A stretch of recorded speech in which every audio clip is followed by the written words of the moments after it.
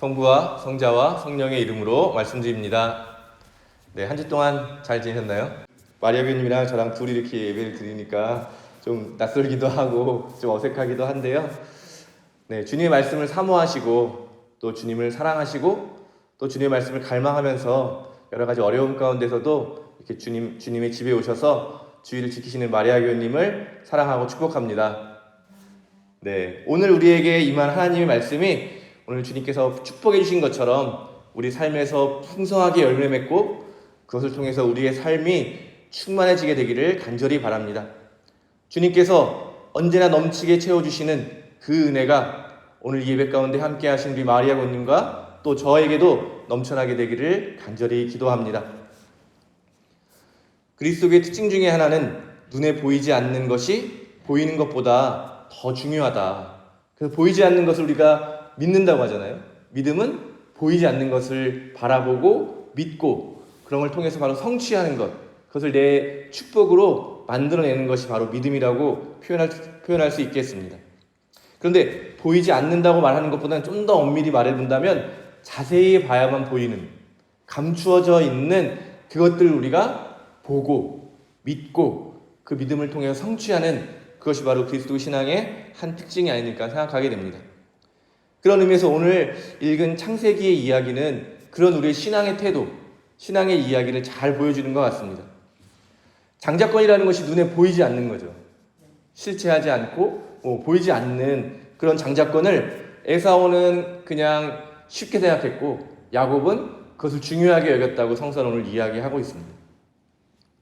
에사오는 당장에 배가 고픈데 한번 생각해 보시면은 이것도 굉장히 큰 유혹이라는 걸 알 수 있을 것 같아요. 에사오가 어리석은 것이 아니라 정말 배가 너무 고픈데 집에 딱 들어왔더니 김이 모락모락 나는 그 단팥죽이 있고 또 그 향기가 막 이렇게 코로 들어올 때 그 흔들리지 않을 사람이 몇이나 있을까 이런 생각을 하게 되더라고요.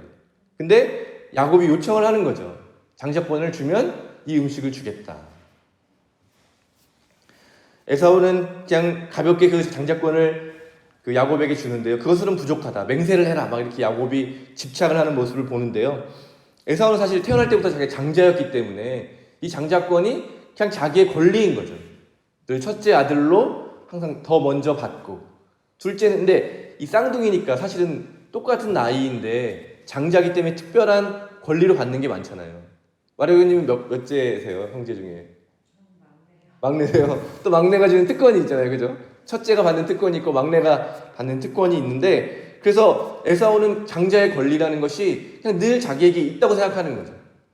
제일 좋은 것을 그냥 누리고 아버지가 자기를 더 사랑하고 자기가 또 힘이 넘치고 이런 것들이 다 그냥 자기 안에 있다고 생각한 것이죠. 그런데 반대로 야곱의 입장에서는 얼마나 괴롭고 배가 아팠겠습니까? 몇 분 차이로 장자가 된 에사오가 누리는 것을 자기는 누리지 못할 때 그 마음에 품은 그 여러 가지 상처들이 얼마나 많았겠습니까? 저거를 뺏을 수만 있다면 뺏고 싶다라고 하는 마음이 아마 있지 않았을까 생각이 듭니다. 그래서 야곱은 에사오의 모습을 보면서 정말 부러운 마음으로 갖는 것이 아니라 기회가 왔을 때 그것을 빼앗으려고 하는 것이죠. 보이지 않는 장자권을 뺏을 수 있다고 생각하는 자체가 어떤 굉장히 중요한 포인트라고 할 수 있는 것입니다. 에사오는 늘 자신이 넘치고 또 자기가 힘이 넘치기 때문에 장자권이라는 것을 준다고 한들 자기가 그 축복을 만들 수 있고 누릴 수 있다고 생각했던 것 같습니다. 그러나 보이지 않는 그 장자권을 자기가 갖게 된다고 하면 야곱은 그 축복을 자기가 누릴 수 있다 이런 생각을 하는 거죠. 그러니까 이 두 사람으로 대표되는 유형의 사람들이 한 사람은 기도하는 사람이고 한 사람은 기도하지 않는 사람인 것이죠. 그래서 이 에사오는 자기의 힘, 자기에게 주어진 환경과 조건을 가지고 자기의 삶을 개척해가는 사람으로 우리가 볼 수 있다면 야곱은 끊임없이 하나님 앞에 서서 하나님께 간구하고 하나님께 기도하는 사람. 성서를 보면 아이를 낳지 못하는 이야기가 많이 나오는데요. 오늘 이렇게 지나간 말에도 이삭이 아기를 낳지 못하자 기도했다고 이제 나오더라고요. 저도 결혼하고 바로 아기가 생길 것 같았는데 긴 시간은 아니었는데 아기를 가지려고 결정을 하고 했는데 잘 되지 않더라고요. 근데 이 구절이 딱 눈에 들어오더라고요. 그래서 저를 보니까 에사오처럼 그냥 당연히 아내와 제가 건강하기 때문에 그냥 또 상식이 있잖아요. 그런 상식을 통해서 아이가 금방 생길 거라 생각했는데 기도하지 않은 저의 모습을 이 말씀을 딱 읽고 생각하게 되더라고요. 아, 내가 기도하지 않았구나. 아이를 위해서, 정말 너무나도 중요한 아이의 탄생을 위해서, 이 생명을 위해서, 이 가정을 위해서 내가 기도하지 않았구나라고 회개하면서 기도했고, 정말 기적처럼 기도하고 바로 그 달에 아기가 생겼던 경험이 있습니다. 결국 그리스도교 신앙에서는 기도하는 것, 하나님을 바라보고 또 축복의 근원이신 하나님 앞에 서는 것, 그리고 그 말씀을 귀하게 여기고 그 말씀을 받아들이고 붙들고 살아가는 것, 이것이 바로 신앙의 굉장히 중요한 원리인 것이죠. 그런데 우리는 아주 쉬워 보이는, 이 하찮아 보이는 이 일을 항상 성공하지 못하고 실패하는 것은 아닐까. 늘 기도해야 된다는 것을 알지만 기도의 시간을 잘 만들지 않고, 기도해야 되는 것을 알고 말씀을 들어야 하는 것을 알지만 그냥 그것을 대충 시간을 때우고 보내는 것은 아닌가. 오늘 이 비유에서 말씀하는 것처럼 말씀은 끊임없이 우리 삶으로 찾아온다는 것입니다. 하나님의 은혜인 거죠. 우리가 찾지 않아도, 구하지 않아도 하나님의 말씀은 다양한 방법으로 우리의 삶에 찾아온다는 것입니다. 그런데 에사오처럼 그것을 그냥 너무 가볍게 여기거나 쉽게 여기거나 또 그냥 내 힘을 믿고 사는 사람은 그 말씀을 자기의 삶에 유지하지 못하는 것이죠. 그냥 지나가 버리고 만다는 것이 오늘 우리가 성서를 통해서 듣게 되는 하나님의 말씀입니다. 하나님께서는 매일매일 끈질기게 저와 우리 마리아 교님을 포함한 모든 사람에게 말씀의 씨앗을 뿌리고 계십니다. 좋은 사람만 선별해서, 이 말씀을 잘 간직할 사람만 선별해서 뿌려주시는 것이 아니라 악인에게도, 죄인에게도, 부족한 사람에게도, 연약한 사람에게도, 모든 사람에게 동일하게 주님께서는 말씀의 씨앗을 뿌리고 계시다는 사실입니다. 이게 은혜인 것이죠. 이게 복음인 것이고 은혜인 것입니다. 우리가 절망하고 쓰러지고 하나님을 외면하고 하나님을 원망할 때에도 하나님은 말씀의 씨앗을 우리에게 뿌려주고 계시다는 사실입니다. 그렇기 때문에 내가 알고 있지 못하는 그 시간에도 주님은 나에게 말씀을 뿌려주신다. 이것을 깨닫는 것이 바로 이 비유를 듣기 위해 우리가 먼저 알아야 할 사실인 것입니다.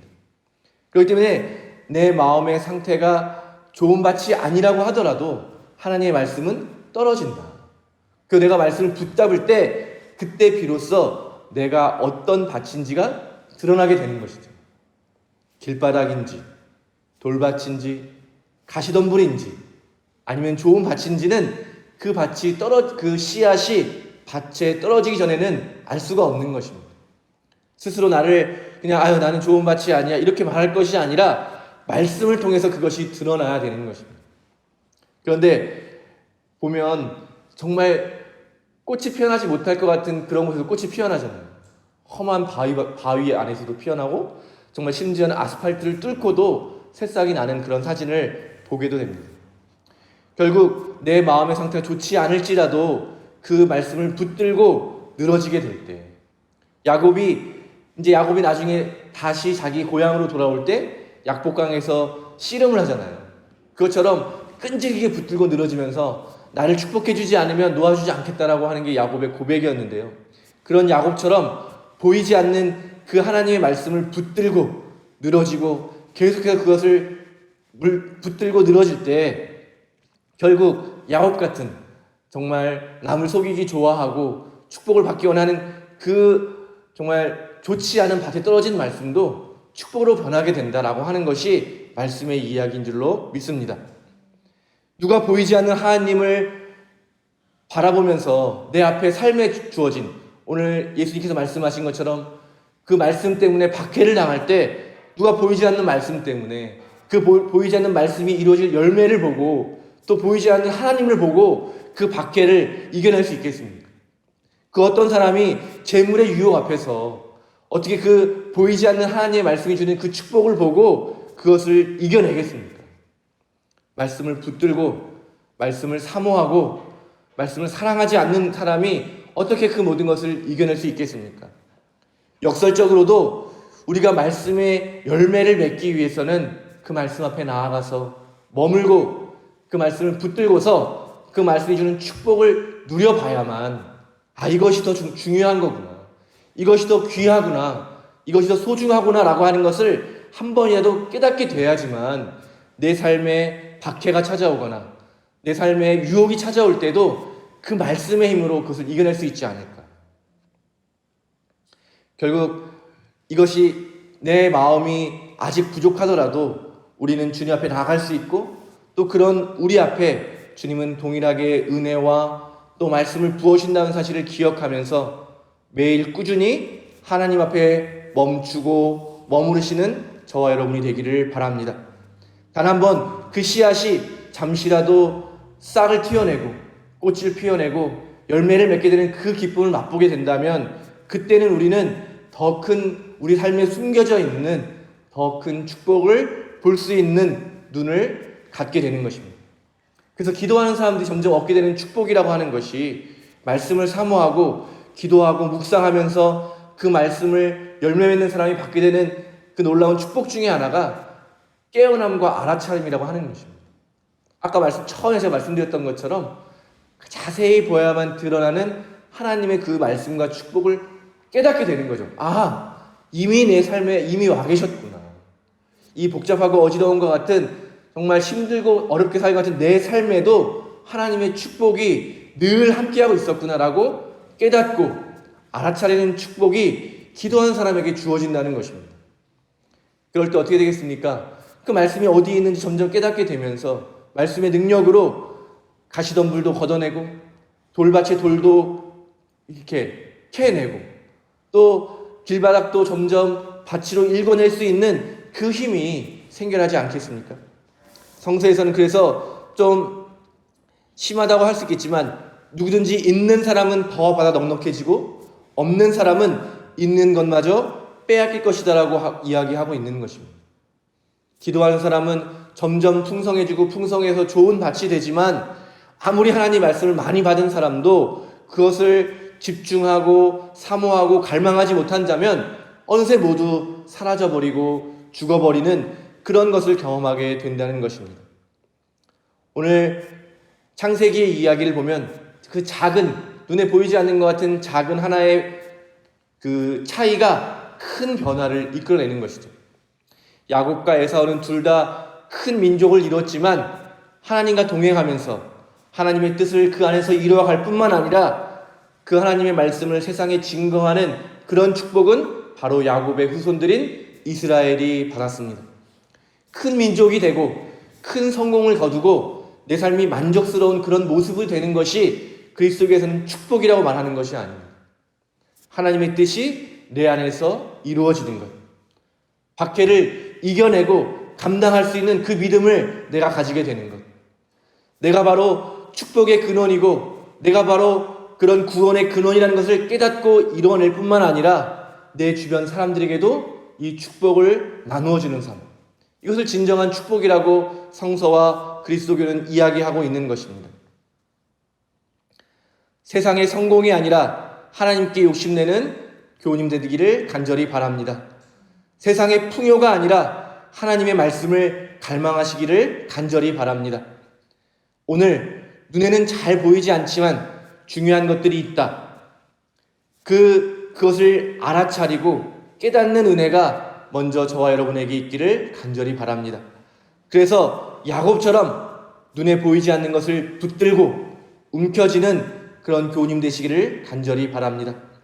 하찮아 보이는 작은 실천, 작은 행동, 또 그것을 이뤄나가는 기도가 우리의 삶을 변화시킵니다. 씨앗이 연약하지만 싹을 틔워내고 점차 자라고 굳건해져서 꽃을 피워내고 열매를 맺어내게 될 때 우리의 삶이 말씀의 열매로 가득하게 될 것입니다. 그 떨어진 말씀을 잘 간직하고 돌보고 키워내게 되시기를 간절히 바랍니다. 그렇게 될 때 정말 나무가 자라나고 숲이 울창해지고 시내가 흐르고 온갖 동물이 깃들어 살게 되는 아름다운 낙원의 모습이 바로 어느새 저와 여러분의 모습이 될 줄로 믿습니다.